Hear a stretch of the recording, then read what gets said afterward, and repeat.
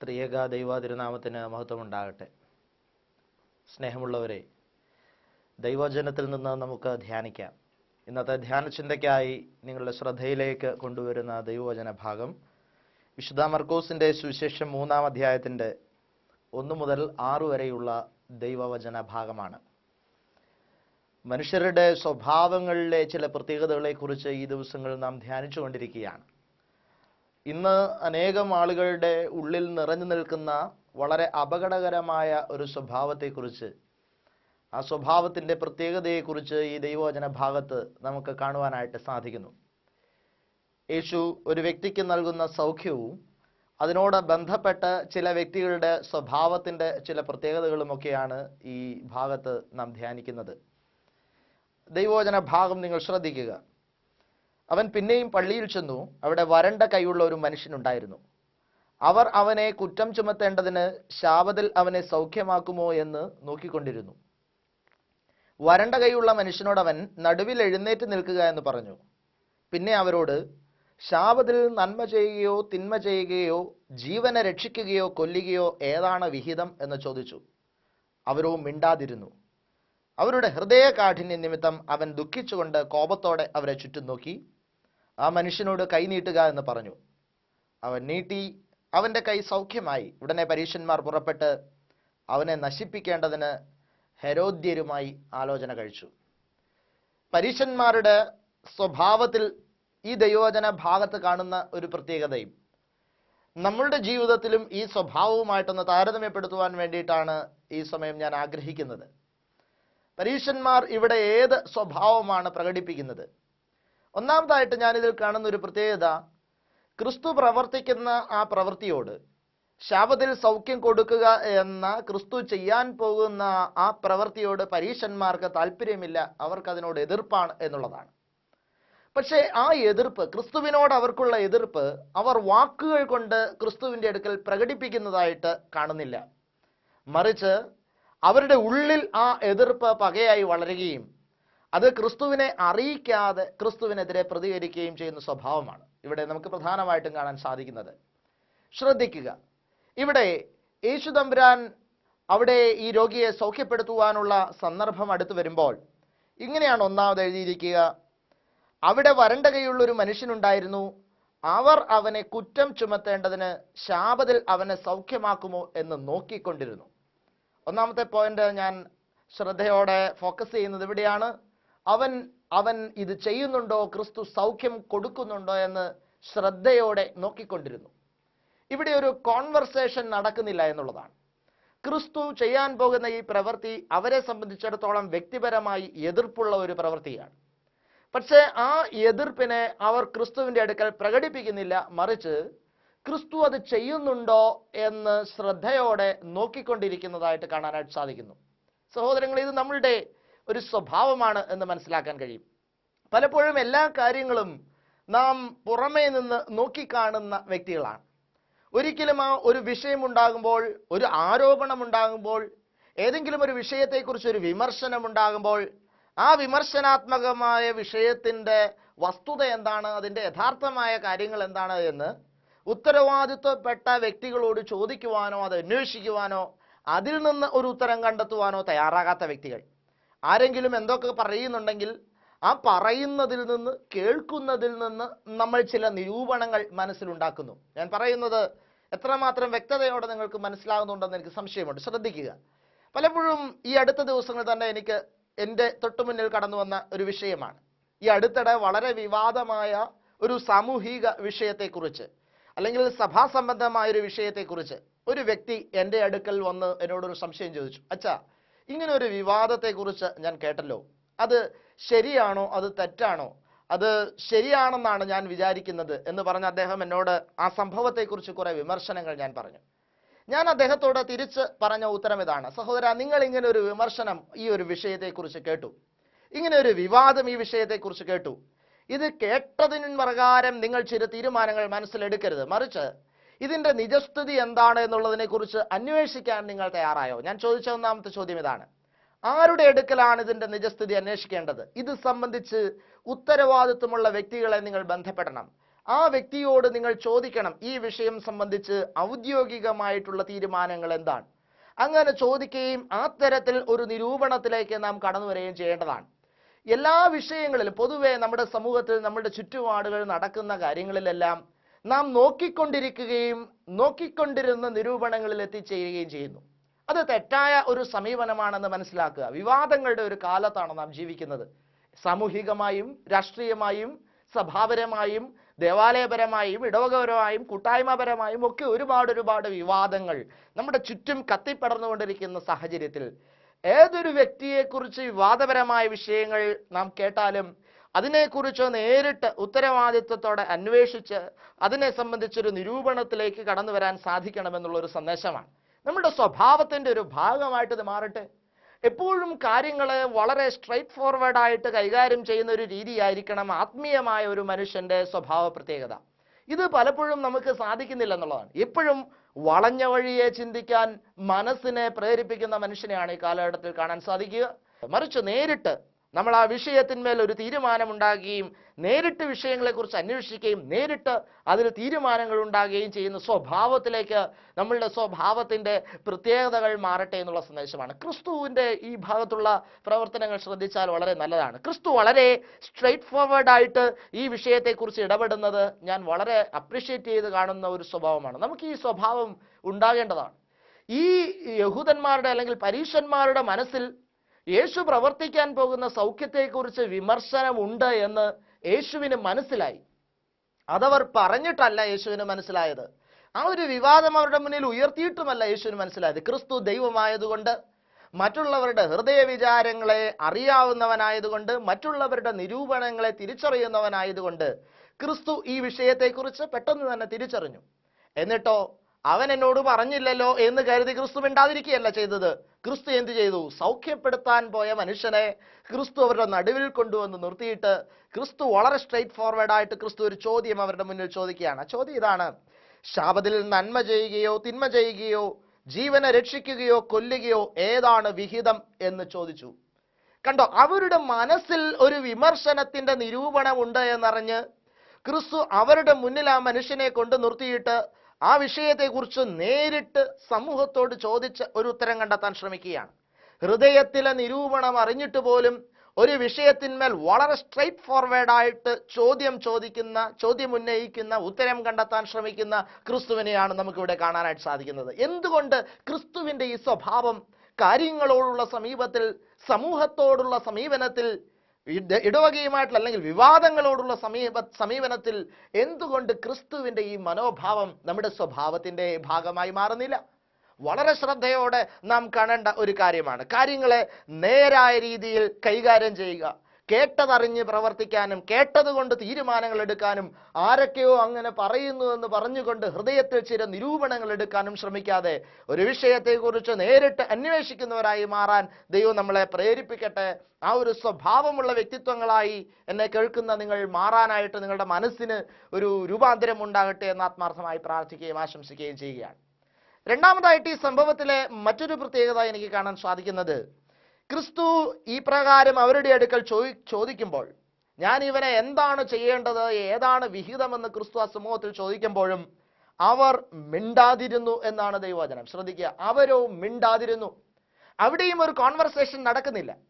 ഇവരുടെ ഹൃദയത്തിൽ ഈ പ്രകാരം ഒരു നിരൂപണമുണ്ട് എന്ന് തിരിച്ചറിഞ്ഞ ക്രിസ്തു അതിനെക്കുറിച്ച് അവർ പറയുന്നില്ല എന്ന് മനസ്സിലാക്കി ക്രിസ്തു അവരിൽ നിന്ന് ക്ലിയർ ആയിട്ടുള്ള ഒരു ഉത്തരം കിട്ടാൻ ആഗ്രഹിച്ചുകൊണ്ട് നേരിട്ട് അവരോട് ചോദിക്കുമ്പോഴും അവർ നിശബ്ദരായിരിക്കുന്നു എന്നുള്ളതാണ്, മിണ്ടാതിരിക്കുന്നു. ഇവിടെയും ഒരു കോൺവെർസേഷൻ നടക്കുന്നില്ല. പലപ്പോഴും നമ്മളും ഇതുപോലെ നിശബ്ദത പാലിക്കുന്ന വ്യക്തിത്വങ്ങളാണ്. വിമർശനാത്മകമായ പല വിഷയങ്ങളിലും വിവാദപരമായ പല വിഷയങ്ങളിലും നിശബ്ദത പാലിക്കുന്നതാണ് ഒരു ആത്മീയ മനുഷ്യന്റെ സമീപനമെന്ന് പലപ്പോഴും നമ്മൾ കരുതുന്നു. പക്ഷേ എൻ്റെ വിശ്വാസം ആത്മീയമായി നമ്മൾ ഓരോ വിഷയങ്ങളിലും നിശബ്ദത പാലിക്കുന്നവരായി മാറുക എന്നുള്ളതല്ല, വസ്തുതകളെ നേരായ വണ്ണം തിരിച്ചറിയുകയും പ്രതികരിക്കേണ്ടടുത്ത് പ്രതികരിക്കുകയും പറയേണ്ടടുത്ത് പറയുകയും ചെയ്യുന്ന വ്യക്തികളായി മാറണമെന്നുള്ളതാണ്. എത്രമാത്രം നമുക്കിതിന് സാധിക്കുന്നുണ്ട്? നിശബ്ദമായിരിക്കുന്ന സ്വഭാവം. പലപ്പോഴും ഇന്ന് അക്രമങ്ങളും അനീതികളും എല്ലാം സമൂഹത്തിൽ വർദ്ധിച്ചു വരുന്നതിൻ്റെ ഒരു കാരണമെന്ന് പറയുന്നത് ഒരു ഭൂരിപക്ഷം ആളുകളും നിശബ്ദത പാലിക്കുന്നു എന്നുള്ളത് തന്നെയല്ലേ? ചിന്തിക്കുക, കേരളത്തെ എടുത്താൽ 80% ആളുകൾ സമാധാനപ്രിയരായിട്ടുള്ള ആളുകളാണ്. സ്നേഹത്തിന്റെയും സമാധാനത്തിന്റെയും ഐക്യത്തിന്റെയും മനോഭാവവും ആഗ്രഹവുമുള്ള ആളുകളാണ് കേരളത്തിലെ 80% ആളുകളും. ഒരു 20% ആളുകളായിരിക്കാം ഒരുപക്ഷെ അല്പം തീവ്രവാദപരമായി പ്രവർത്തിക്കുന്നവരോ അത്തരത്തിൽ ഉള്ള സ്വഭാവങ്ങളുള്ള ആളുകൾ ഒരു ചെറിയ ശതമാനം മാത്രമേ ഉള്ളൂ. പക്ഷേ എന്തുകൊണ്ട് ഇന്ന് തീവ്രവാദ പ്രവർത്തനങ്ങൾ കേരളത്തിൽ വർദ്ധിച്ചു വരുന്നു? എന്തുകൊണ്ട് സഭാപരമായ പ്രശ്നങ്ങൾ സഭയിൽ വർദ്ധിച്ചു വരുന്നു? ഇടവക സംബന്ധമായ പ്രശ്നങ്ങൾ എന്തുകൊണ്ട് വർദ്ധിച്ചു വരുന്നു? കാരണമൊന്നേയുള്ളൂ, സമാധാന പ്രിയരായിട്ടുള്ള 80% ആളുകൾ നിശബ്ദത പാലിക്കുന്നതാണ് അതിന്റെ കാരണം എന്നുള്ളതാണ് എൻ്റെ വിചാരം. നിശബ്ദത പാലിക്കുന്നത് ഒരുപക്ഷെ എൻ്റെ ചങ്കിൽ കുത്തുകൊള്ളാതിരിക്കാൻ നല്ലതായിരിക്കാം. പക്ഷേ എങ്കിലും ഒരു സമൂഹത്തെ എൻ്റെ നിശബ്ദത നാശത്തിലേക്ക് നയിക്കുന്നുണ്ടോ എന്നുള്ളത് നാം ശ്രദ്ധിക്കേണ്ടിയിരിക്കുന്നു എന്നുള്ളതാണ്. മിണ്ടാൻ തന്നെയാണ് കർത്താവ് നമ്മളെ വിളിക്കുക, ചോദ്യങ്ങൾക്ക് ഉത്തരം പറയാൻ തന്നെയാണ് വിളിക്കുക. പക്ഷെ എൻ്റെ ഉത്തരം ശരിയായിക്കൊള്ളണമെന്ന് നിർബന്ധമില്ല, എൻ്റെ നിരൂപണവും ശരിയായിക്കൊള്ളണമെന്ന് നിർബന്ധമില്ല. ഒരുപക്ഷെ എൻ്റെ നിരൂപണം ശരിയായിരിക്കാം, ചിലപ്പോൾ എൻ്റെ നിരൂപണം തെറ്റായിരിക്കാം. നിരൂപണം തെറ്റാണെങ്കിലും ശരിയാണെങ്കിലും അതിനെ തുറന്ന് പറയുന്ന, വാതുറന്ന് പറയുന്ന വ്യക്തികളായി മാറണമെന്നുള്ള സന്ദേശമാണ്. വാതുറന്ന് പറയുമ്പോൾ നമ്മൾ നേടുന്നത് ഒരു ദേശത്തെയാണ്, ഒരു സമൂഹത്തെയാണ്. ഒരുപക്ഷെ ഒരു വ്യക്തിയുടെ വായിൽ നിന്ന് വീഴുന്ന ഒരു വാക്കിന് ഒരു വലിയ തിന്മയെ ഒഴിവാക്കാൻ കഴിയുമെന്നുള്ള സന്ദേശം. പലപ്പോഴും വൈദികരായിട്ട് ഞങ്ങളൊക്കെ ശുശ്രൂഷ ചെയ്യുമ്പോൾ, ഇടവകപരമായിട്ടുള്ള ശുശ്രൂഷയിൽ, സഭാപരമായിട്ടുള്ള ശുശ്രൂഷകളിലൊക്കെ ഞങ്ങൾ നേരിടുന്ന വിഷയങ്ങളാണിത്. സമാധാനപ്രിയരായിട്ടുള്ള ഒരു വലിയ സമൂഹം, നീതിക്ക് വേണ്ടി ആഗ്രഹിക്കുന്ന ഒരു വലിയ സമൂഹം നീതി ആഗ്രഹിച്ചുകൊണ്ട് നിശബ്ദമായിരിക്കുമ്പോൾ പലപ്പോഴും സംഘർഷങ്ങൾ അല്ലെങ്കിൽ തീവ്രവാദപരമായ പ്രവർത്തനങ്ങൾ നടക്കുന്ന ആ സാഹചര്യങ്ങൾ ഇടവകയിലും സഭയിലും സമൂഹത്തിലുമൊക്കെ ഉടലെടുക്കുന്നത് ഞങ്ങൾക്ക് വളരെ സങ്കടത്തോടെ കാണേണ്ടതായിട്ട് വന്നിട്ടുണ്ട്. അവിടെ സമാധാനപ്രിയരായിരുന്ന, നീതിക്ക് വേണ്ടി നിൽക്കുന്ന ആളുകൾ വാതുറന്ന് ശബ്ദിച്ചിരുന്നെങ്കിൽ 20% വരുന്ന തീവ്രവാദപരമായ മനോഭാവമുള്ള ആളുകൾ അവിടെ ഒതുങ്ങി നിന്നേനെ എന്നുള്ളത് ഞങ്ങൾക്കറിയാം. പക്ഷെ എന്തുകൊണ്ട് സാധിക്കുന്നില്ല? നിശബ്ദത. ഇവിടെ ഈ സമൂഹം അവരുടെ അഭിപ്രായം വ്യക്തമായി ക്രിസ്തുവിന്റെ അടുക്കൽ തുറന്നു പറയുന്നില്ല. ശ്രദ്ധിക്കേണ്ട ഒരു വിഷയമാണ്. വ്യക്തമായി തങ്ങളുടെ അഭിപ്രായം ക്രിസ്തുവിന്റെ അടുത്ത് തുറന്നു പറഞ്ഞാൽ അതിനെ വളരെ പോസിറ്റീവായിട്ട് സ്വീകരിക്കാനും അതിന് ഉത്തരം കൊടുക്കാനും തയ്യാറുള്ള ഒരു ക്രിസ്തുവാണ് അവരുടെ മുന്നിൽ നിൽക്കുന്നത് എന്ന് തിരിച്ചറിയാനായിട്ട് അവർക്ക് സാധിക്കുന്നില്ല എന്നുള്ള സന്ദേശമാണ്. അതുകൊണ്ട് രണ്ടാമതായിട്ട് ഈ വിഷയത്തിൽ നിന്ന് എനിക്ക് പറയാനുള്ള ഒരു സന്ദേശം, നമ്മൾ ശബ്ദിക്കുന്നവരായി മാറണമെന്നുള്ളതാണ്. നമ്മുടെ ശബ്ദം ഒളിച്ചു വെക്കാനുള്ളതല്ല, നമ്മുടെ നാവ് അടച്ചു വെക്കാനുള്ളതല്ല. അത് വിവേകത്തോടുകൂടി ഉപയോഗിക്കേണ്ട സമയത്ത് ഉപയോഗിക്കേണ്ടതുപോലെ ഉപയോഗിക്കേണ്ട ഒന്നാണ് നാവ്. ഞാൻ എൻ്റെ വാക്കുകൊണ്ട് പറയുന്നതെല്ലാം 100% ശരിയാണെന്നുള്ള ചിന്തയിലല്ല എൻ്റെ അഭിപ്രായം പറയേണ്ടത്. എൻ്റെ അഭിപ്രായങ്ങൾക്കും ഒരുപക്ഷെ തെറ്റുണ്ടാകാൻ സാധ്യതയുണ്ട് എന്ന് സമ്മതിച്ചുകൊണ്ട് തന്നെ നമ്മുടെ അഭിപ്രായങ്ങളെ തുറന്നു പറയുകയും യഥാർത്ഥത്തിലുള്ള ഒരു തീരുമാനം വരുമ്പോൾ അതിനോട് സ്നേഹപൂർവ്വം സഹകരിക്കുകയും ചെയ്യുന്ന വ്യക്തികളായി ഞാനും നിങ്ങൾ മാറണമെന്നുള്ള സന്ദേശമാണ്. ഈ ഒരു സ്വഭാവത്തിൻ്റെ രൂപാന്തരം നമ്മുടെ മനസ്സിൽ ശക്തമായി സംഭവിക്കട്ടെ എന്നുള്ള പ്രാർത്ഥനയും ആശംസയുമാണ് രണ്ടാമതായിട്ട് ഈ വിഷയവുമായിട്ടുള്ള ബന്ധത്തിൽ എനിക്ക് നിങ്ങളോട് പങ്കുവെക്കാനായിട്ടുള്ളത്. മൂന്നാമതായിട്ട് ഈ ഒരു സംഭവത്തിൽ നിന്ന് നമുക്ക് കാണാൻ സാധിക്കുന്ന ഒരു കാര്യം ഇതാണ്. യേശു ഈ ചോദ്യം അവരോട് ചോദിച്ചു, അവർ നിശബ്ദരായിരുന്നു. അവരുടെ ഹൃദയകാഠിന്യം നിമിത്തം അവൻ ദുഃഖിച്ചുകൊണ്ട് കോപത്തോടെ അവരെ ചുറ്റും നോക്കി. ശ്രദ്ധിക്കണം, ഇങ്ങനെയുള്ള മനോഭാവമുള്ള വ്യക്തികളെ ക്രിസ്തു നോക്കുന്നത് കോപത്തോടെയാണ്. ഇതെനിക്ക് വളരെ സങ്കടം തോന്നിയ ഒരു വാക്യമാണ്. ക്രിസ്തു വളരെ കോപത്തോടെ ഈ മനോഭാവമുള്ള ആളുകളെ നോക്കുന്നു. എൻ്റെ സഹോദര സഹോദരി, എന്നെ കേൾക്കുന്ന നിങ്ങൾക്ക് ഈ സ്വഭാവങ്ങളുണ്ടോ? ഒന്നാമത്തെ സ്വഭാവം ഞാൻ പറഞ്ഞതാണ്, കാര്യങ്ങളെ നേരിട്ട് മനസ്സിലാക്കാത്ത സ്വഭാവം. ഹൃദയത്തിൽ പലതും നിരൂപിക്കുകയും ഹൃദയത്തിൽ പലതും തീരുമാനിക്കുകയും കേട്ടറിവിന്റെ അടിസ്ഥാനത്തിൽ തീരുമാനിക്കുകയും ചെയ്യുന്ന സ്വഭാവം. രണ്ടും മിണ്ടാതിരിക്കുന്ന സ്വഭാവം, എൻ്റെ അഭിപ്രായം തുറന്നു പറയാതെ മിണ്ടാതിരിക്കുന്ന സ്വഭാവം. ഈ രണ്ട് സ്വഭാവ കുഴപ്പങ്ങളുള്ള വ്യക്തികളെ ക്രിസ്തു നോക്കുന്നത് കോപത്തോടെയാണെന്നാണ് ദൈവവചന ഭാഗത്ത് നമ്മൾ കാണുന്നത്. കോപത്തോടെ ക്രിസ്തു വരെ നോക്കുന്നു. എൻ്റെ സഹോദരങ്ങളെ, നമുക്ക് ഈ സ്വഭാവമുണ്ടെങ്കിൽ ക്രിസ്തു നോക്കുന്നത് കോപത്തോടെ ആയിരിക്കും. കോപത്തോടെ ക്രിസ്തു നമ്മളെ നോക്കുന്നുണ്ട് എങ്കിൽ തീർച്ചയായിട്ടും നമ്മളുടെ കുടുംബത്തിൽ അവൻ്റെ കരുണ നഷ്ടപ്പെടുന്നു എന്നുള്ളതാണ്. ക്രിസ്തു കരുണയോടുകൂടിയാണ് നമ്മളെ നോക്കേണ്ടത്. കരുണയോടുകൂടി നോക്കേണ്ടവനായ ക്രിസ്തു എൻ്റെ സ്വഭാവത്തിൻ്റെ വൈകല്യങ്ങൾ കൊണ്ട് എന്നെ കോപത്തോടുകൂടെ നോക്കുന്ന സാഹചര്യം ഉണ്ടായാൽ അതിലൂടെ എൻ്റെ കുടുംബം നശിപ്പിക്കപ്പെടുന്നു. എൻ്റെ ജീവിതത്തിൽ ദൈവത്തിൻ്റെ കരുണയില്ലാതെയാകുമ്പോൾ എൻ്റെ ജീവിതയാത്രയിൽ താളപ്പിഴകൾ ഉണ്ടാകുന്നു. ഞാൻ രോഗിയായി മാറുന്നു, എൻ്റെ കുടുംബ പ്രശ്നങ്ങളുള്ള ആളായി മാറുന്നു, സാമ്പത്തിക ബാധ്യതയുള്ള ആളായി മാറുന്നു. എൻ്റെ സഹോദരങ്ങളെ, ഇന്നൊരു പക്ഷേ നിങ്ങൾ നേരിടുന്ന പല പ്രശ്നങ്ങളുടെയും അടിസ്ഥാനപരമായ കാരണം ക്രിസ്തു നിങ്ങളെ കോപത്തോടെ നോക്കുന്നുണ്ടായിരിക്കും. എന്തുകൊണ്ട് ക്രിസ്തു കോപത്തോടെ നോക്കുന്നു? ഈ സ്വഭാവ വൈകല്യങ്ങൾ നിങ്ങളുടെ ജീവിതത്തിലുള്ളത് കൊണ്ട് ക്രിസ്തു നിങ്ങളെ കോപത്തോടെ നോക്കുന്നു. അവന്റെ കരുണ നഷ്ടപ്പെടുന്നു. ഞാനിങ്ങനെയാണ് പറയാൻ ഉദ്ദേശിക്കാൻ, കോപത്തോടെ നോക്കുന്നു എന്നതിനേക്കാൾ അവന്റെ കരുണ നമുക്ക് ലഭിക്കാതെ പോകുന്നു എന്നുള്ളതാണ്. ദൈവത്തിന്റെ കരുണ നമുക്ക് ലഭിക്കാതെ പോകുന്നു. ഇത് നമ്മുടെ കുടുംബത്തെ അസ്വസ്ഥതയുള്ളതാക്കി മാറ്റുന്നു, നമ്മുടെ വ്യക്തി ജീവിതത്തെ പ്രശ്നസങ്കീർണമാക്കി മാറ്റുന്നു. അതുകൊണ്ട് നമ്മുടെ ഈ സ്വഭാവ വൈകല്യങ്ങളെ തിരുത്താനായിട്ട് തയ്യാറാകണമെന്നുള്ളൊരു സന്ദേശമാണ്. അതിനെ തിരുത്തിക്കൊണ്ട് ക്രിസ്തു എന്നെ കരുണയോടെ വീക്ഷിക്കുന്ന തലത്തിലേക്ക് എൻ്റെ മാനസിക ഭാവം രൂപാന്തരപ്പെടുത്തണമെന്നുള്ള സന്ദേശമാണ് ഇവിടെ നമുക്ക് കാണുവാനായിട്ട് സാധിക്കുന്നത്. എന്നിട്ട് എന്താ ക്രിസ്തു ചെയ്യുക? ക്രിസ്തു കൈവരേണ്ട മനുഷ്യനെ വിളിച്ചിട്ട് അവനോട് പറഞ്ഞു, കൈനീട്ടുക എന്ന് പറഞ്ഞു. അവൻ കൈ നീട്ടി, അവന്റെ കൈ സൗഖ്യപ്പെട്ടു. ഉടനെ തന്നെ പരീശന്മാർ പ്രവർത്തിക്കുന്നത് എന്താണ് നമുക്ക് കാണാൻ സാധിക്കുന്നുണ്ട്.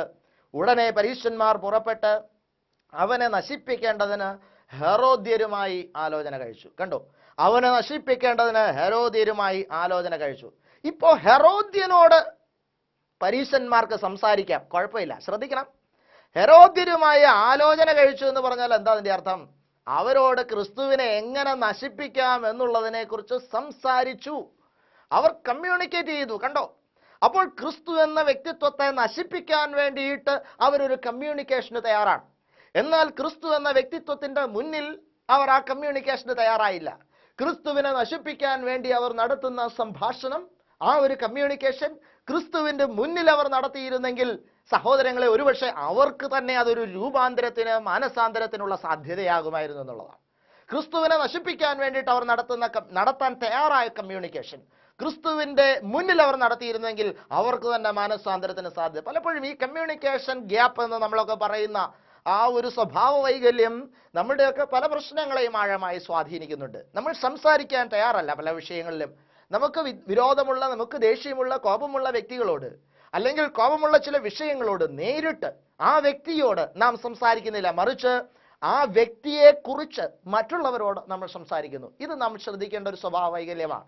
എനിക്കൊരാളുടെ സ്വഭാവത്തെക്കുറിച്ച് അഭിപ്രായ വ്യത്യാസമുണ്ട്, ഞാൻ ആ വ്യക്തിയോട് ഞാൻ അതിനെക്കുറിച്ച് പറയില്ല. ആ വ്യക്തിയുടെ അസാന്നിധ്യത്തിൽ അല്ലെങ്കിൽ ആ വ്യക്തി ഇല്ലാത്ത സമയത്ത് നമ്മൾ വേറൊരു വ്യക്തിയോട് ആ വ്യക്തിയുടെ സ്വഭാവ വൈകല്യങ്ങളെ കുറിച്ച് സംസാരിക്കുന്നു. ഇതൊക്കെ സ്വഭാവത്തിന്റെ ഭാഗമല്ലേ എന്ന് നിങ്ങൾ ശ്രദ്ധിക്കുക. എന്നെ കേൾക്കുന്ന നിങ്ങളുടെ സ്വഭാവത്തിന്റെ ഭാഗമല്ലേ? ഒരു വ്യക്തിയുടെ സ്വഭാവ വൈകല്യത്തെക്കുറിച്ച് വേറൊരാളോട് സംഭാഷണം കഴിക്കുമ്പോൾ അത് ആ വ്യക്തിയെ നശിപ്പിക്കാനുള്ള സംഭാഷണമായി മാറുന്നു. അത് നിങ്ങളെ നശിപ്പിക്കുന്നു, അത് ആ വ്യക്തിയെ നശിപ്പിക്കുന്നു. നിങ്ങൾ ആരോട് ആലോചന കഴിക്കുന്നുവോ ആ വ്യക്തികളെയും അത് നശിപ്പിക്കുന്നു. അതുകൊണ്ട് വേണ്ട രീതിയിൽ കമ്മ്യൂണിക്കേഷൻ നടത്തേണ്ടവരോട് കമ്മ്യൂണിക്കേറ്റ് ചെയ്യാനായിട്ട് സാധിക്കണം എന്നുള്ളതാണ്. നിനക്ക് ആരുടെയെങ്കിലും സ്വഭാവത്തെക്കുറിച്ച് നിനക്ക് സംശയമുണ്ടോ, നിനക്ക് അഭിപ്രായ വ്യത്യാസമുണ്ടോ, മൂന്നാമതൊരുവനോടല്ല, നേരിട്ട് ആ വ്യക്തിയോട് സംസാരിക്കുക. അങ്ങനെ സംസാരിക്കാത്ത വ്യക്തികളെ ക്രിസ്തു നോക്കുന്നത് കോപത്തോടെയാണെന്നാണ് ഈ ദൈവവചന ഭാഗത്തു നിന്ന് നമുക്ക് കാണുവാനായിട്ട് സാധിക്കുന്നത്. എൻ്റെ സഹോദരങ്ങളെ, നമ്മുടെ ജീവിതത്തിൽ, നമ്മുടെ സ്വഭാവത്തിൽ കടന്നു വരുന്ന ഈ വൈകല്യങ്ങളെ തിരുത്താനുള്ള ഒരു സന്ദേശമാണ് ഇന്നത്തെ ദൈവവചന ഭാഗത്ത് കർത്താവ് നമുക്ക് നൽകുന്നത്. അതുകൊണ്ട് നമ്മളിലേക്ക് തന്നെ തിരിഞ്ഞു നോക്കാം. 3 പ്രധാനപ്പെട്ട പ്രത്യേകതകളെ കുറിച്ചാണ് ഇവിടെ പറയാനായിട്ട് ഇടയായത്. ഒന്നാമത് ഞാൻ പങ്കുവെക്കാനിടയായത് ഹൃദയത്തിൽ നിരൂപിക്കുന്നു എന്നുള്ളത്. എവിടെയെങ്കിലും കേട്ടറിയോ പറയുന്നതോ കേട്ടുകൊണ്ട് ഹൃദയത്തിൽ നിരൂപിക്കുന്നു, ഹൃദയത്തിൽ നിരൂപിച്ച് തീരുമാനങ്ങളിലേക്ക് എത്തുന്നു, ഹൃദയത്തിൽ നിരൂപിച്ച് വാച്ച് ചെയ്തുകൊണ്ടിരിക്കുന്ന സ്വഭാവം, അതൊരു വൈകല്യമാണെന്നുള്ളതാണ്. രണ്ടാമത് സംസാരിക്കേണ്ട സമയത്ത് സംസാരിക്കാതിരിക്കുന്ന സ്വഭാവം, അത് നമ്മളുടെ ജീവിതത്തിന്റെ സ്വഭാവത്തിന്റെ ഒരു വൈകല്യമാണെന്നുള്ളതാണ് നാം കണ്ടെത്താൻ ശ്രമിച്ചത്.